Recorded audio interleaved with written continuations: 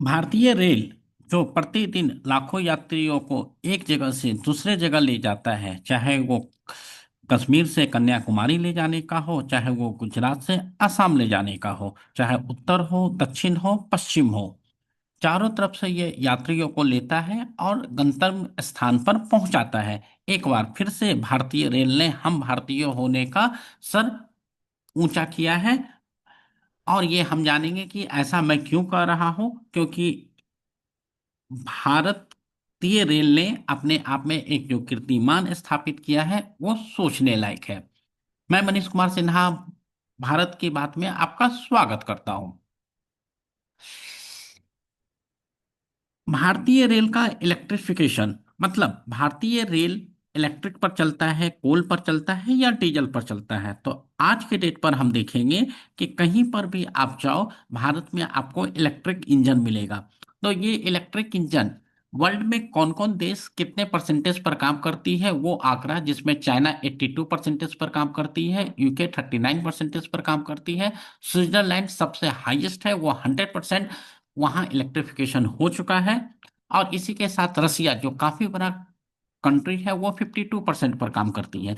तो इन चार देशों के बीच में क्या हमारा भारतीय इंडियन रेलवे आता है? तो ये आपको पता होना चाहिए कि आज के डेट पर भारतीय रेलवे का क्या स्टेटस है। क्या वो चाइना से कम है, क्या ये यूके से कम है, क्या ये रसिया से कम है? क्योंकि किसी भी मामले में हम डेवलपमेंट में यूके, रसिया, चाइना से नीचे है, तो डेफिनेटली हमारा इंडियन रेलवे भी नीचे ही होगा इलेक्ट्रिफिकेशन में। लेकिन आपको ये सुन के आश्चर्य होगा कि हम दूसरे पोजीशन पर हैं और हमसे आगे सिर्फ स्विट्जरलैंड है, और हमारा इलेक्ट्रिफिकेशन रेलवे में 99.2% है, जो हमें गर्व प्रदान करता है।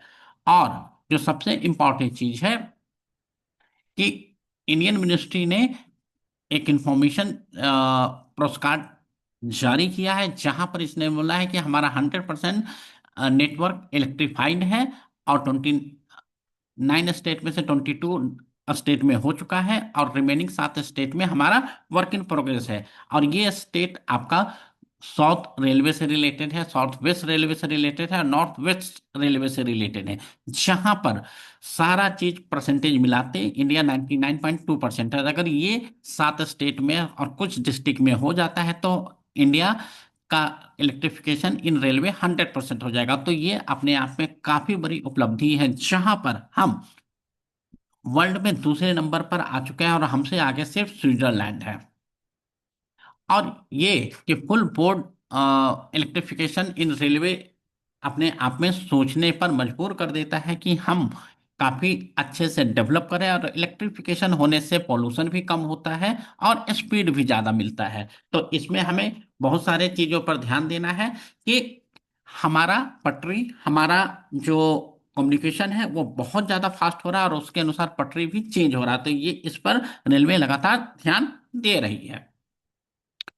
तो पहला हमारा रेल जो स्टीम पावर से चलता था, उसके बाद फिर कोल आया जिससे पॉल्यूशन हो रहा था। कोल को थोड़ा सा रिप्लेस करके डीजल, जो डीजल भी अपने आप में काफी पॉल्यूटेड करता था आपको, और हमें याद होगा 1995 या 2000 तक में हम छोटे छोटे शहरों में जहां पर ट्रेन देखते थे, तो वहां पर हमें सिर्फ धुआं धुआं जब ट्रेन जाता था तो दिखता था। अब वो गायब हो चुका है, क्योंकि इलेक्ट्रिक आ चुका है। और ऐसा नहीं है कि ये इलेक्ट्रिफिकेशन आज शुरू हुआ, ये पहले इलेक्ट्रिक ट्रेन मुंबई में 1925 में जब अंग्रेज थे उसी समय शुरू हुआ था। लेकिन इस पर 1925 से लेके आज तक काफी धीरे धीरे काम हो रही थी। इधर कुछ 8-10 सालों में काफी तेजी से काम हुआ है, जिसका मैं आपको आंकड़ा देता हूं कि 2014 तक, 1925 से लेकर 2014 तकरीबन 90 साल में 21,801 किलोमीटर इलेक्ट्रीफाई हुआ था।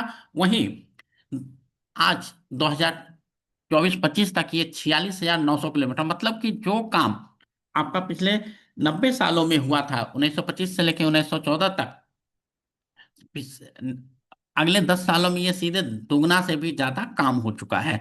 और इस तरीके से भारत के रेलवे को पूरे कोने कोने से इलेक्ट्रिफिकेशन से जोड़ा जा चुका है। और भारतीय रेलवे ने एक पोस्टर जारी किया जहां पर कहता है कि वंदे भारत 4.5 4.7 करोड़ यात्रियों को यात्रा करवा चुका है, जो कि कनाडा और ऑस्ट्रेलिया के संयुक्त जनसंख्या से भी अधिक है। तो ये अपने आप में दर्शाता है कि बहुत ही बड़ा नेटवर्क इंडिया में रेलवे का हो चुका है, और उस पर इलेक्ट्रिफिकेशन काफी अच्छे से काम कर रहा है। तो दोस्तों, आपको ये वीडियो अच्छा लगा हो तो आप इस वीडियो को लाइक करें और हमारे साथ जुड़े रहें ऐसे ही इंफॉर्मेशन जानने के लिए। और आप हमसे सवाल पूछते